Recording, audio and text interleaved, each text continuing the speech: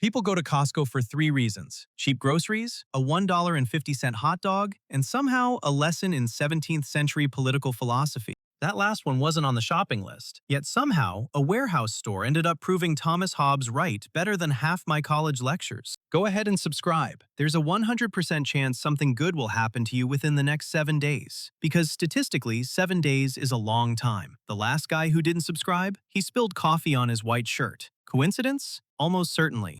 Thomas Hobbes' first big idea in Leviathan was the social contract, or, as we'd call it today, the longest Reddit post ever written about why humans can't behave. Hobbes argued that civilization begins when people voluntarily give up a little freedom in exchange for something more valuable: security, stability, and predictability. Costco somehow turned that philosophy into a business model. Before you can even buy a giant jar of peanut butter, you agree to pay an annual membership fee. Nobody forces you. Millions of Americans simply look at a locked warehouse and say, you know what, I'd actually like to pay before I start spending money. That's the social contract in a Kirkland hoodie. You're not buying access to cheaper groceries. You're buying the comforting feeling that someone, somewhere, has already organized the chaos. Hobbes' next argument was that every stable society needs a sovereign, one authority everyone agrees to recognize. Otherwise, every rule becomes optional, and optional rules usually end up looking like a YouTube comment section. Costco clearly understood the assignment. Before you even enter, someone checks your membership.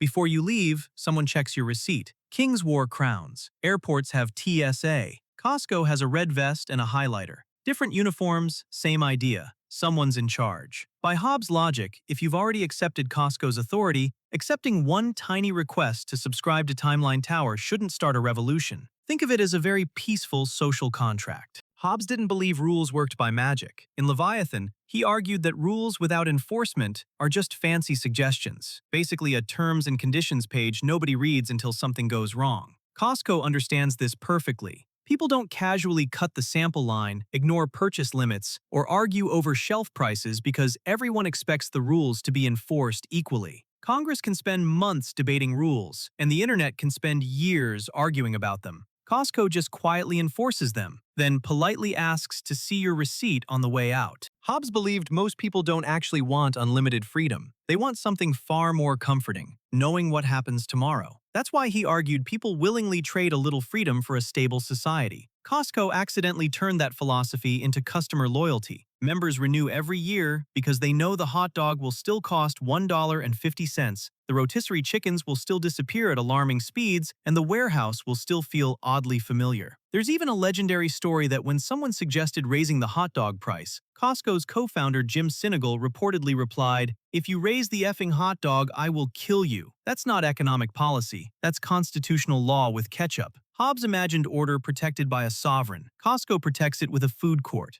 Of course, Costco isn't actually a sovereign state, but it's one of the funniest real-world examples of Hobbes's Leviathan in action. Millions of people voluntarily accept rules because order simply works better than chaos. So maybe the modern Leviathan doesn't wear a crown. Maybe it wears a red vest, carries a highlighter, and politely asks to see your receipt. If Hobbes were alive today, he'd probably leave Costco with a 48-pack of paper towels and a revised edition of Leviathan.